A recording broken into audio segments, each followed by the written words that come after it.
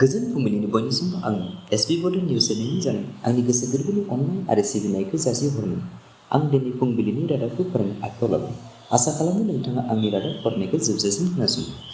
मैया बेलासिनि 6:04 रिंगायाव भारतनि इसरो थामहिनबा इन्डियान स्पेस रिसार्च अर्गेनाइजेशनआ बुहुमनि मादाव गिबि खोला मिरुआव गावसोरनि बिक्रम लेन्डारखौ आगान होना बुहुमनि बिखायाव भारतनि मुंखौ जोंखांहोबाय। बेनि थाखाय भारतनि गाहाय मन्त्रि नरेन्द्र मोदी बिथाङा आफ्रिकानिफ्राय इसरोनिसिम गोजोन हामग्लायनाय जासिहरो। लोगोसे मुलुगनि गोबां हादोरनिफ्रायनो इसरो थामहिनबा इन्डियान स्पेस रिसार्च अर्गेनाइजेशननिसिम साबायखर जासिहरो। मख'नांगोन दि बे इन्डियान स्पेस रिसार्च अर्गेनाइजेशननि आफादगिरि के शिवन बिथाङा फोरमायनाय बादिब्ला रभार एन्ड प्रपाल्सन थामहिनबा रभारजों गारि बायदि गोजौआव लांग्रानि मुङै 215 कौटि आरो अख्रांसिम दैथायहरनाय खरसा थामहिनबा लन्च कस्ट 315 कौटि रांजों बायदि बायदि गासै दाजाबना 615 कौटि रांनि खरसा खालामनाय जादोंमोन होननानै बिथाङा फोरमायो। लोगोसेयै बे देरहासारनायाव आसामनि सानै बिगियानगिरिफोरनि मुंखौबो जों नुनो मोनो। बिथांमोना जादों डिब्रुगड़नि सयन दत्त आरो तिनसुकियानि निधि शर्मा। बावैसो सिगांनिफ्राय बिटिसिआव इभिक्सनखौ लानानै बिटिआरनि बेन्दोङाव थानाय मोननै राजखान्थि हान्जा बिपिएफ आरो इउपिपिएलआ गाव गावनि राजखान्थि मुलाम्फानि थाखाय बिखौ बि हाब्रु सारलायनायखौ जों नुनो मोनो। खालिबोल' ट्राइबेल बेल्ट एन्ड ब्लकनि रैखाथिनि थाखाय गुवाहाटी हाइ कर्टआ इभिक्सन अर्डार होनायनि हेंथायै बेखौ मुसुखा खालामनानै मोननै राजखान्थि हान्जाया सावनोल' आद्रा जाना थानाय बायदि नुयो।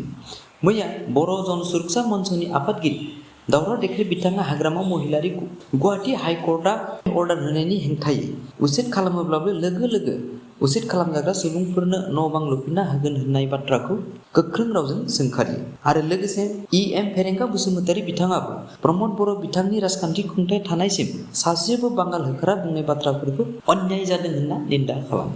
ड्राग्स बाहायनायाव खायसे सेंग्राफ्रा जेरैबायदि लोब लोब बांबोगासिनो दङ थिग बेबायदिनो खायसे सिख्लाफ्राबो बेनि उल्था लोब लोब बांबोनायखौ जोङो समाजारि बिजोंनि गेजेरजों नुबोगासिनो दङ।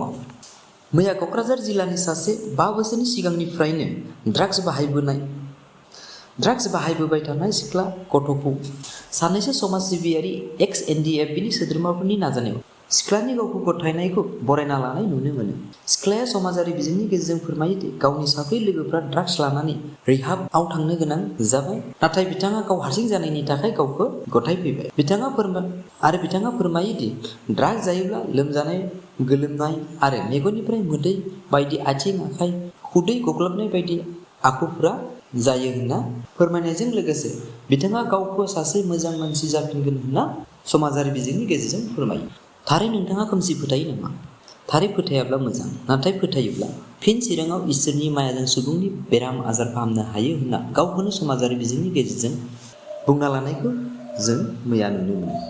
मोनथिनाय बायदिब्ला बिथांनि मुङा जादों माइनाव दैमारि। गामिया जादों खुंग्रि दैसोमगुरि।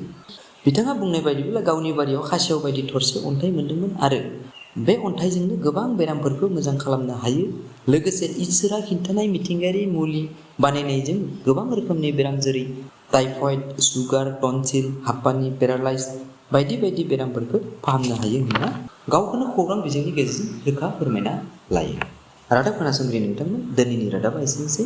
नोंथाङा अननानै जोबजासिम आंनि रादाबखौ खोनासंनायनि थाखाय आंनि गोसो गोरबोनि अननाय आरो सिबिनायखौ बावहरनानै आंनि गोदानथार एसबी बड' निउस चेनेलखौ अननानै साबस्क्राइब, शेयार आरो लाइक खालामनो गुरै खावलायहरनाय थाबाय। एसेनोसै, गोजोन्थों।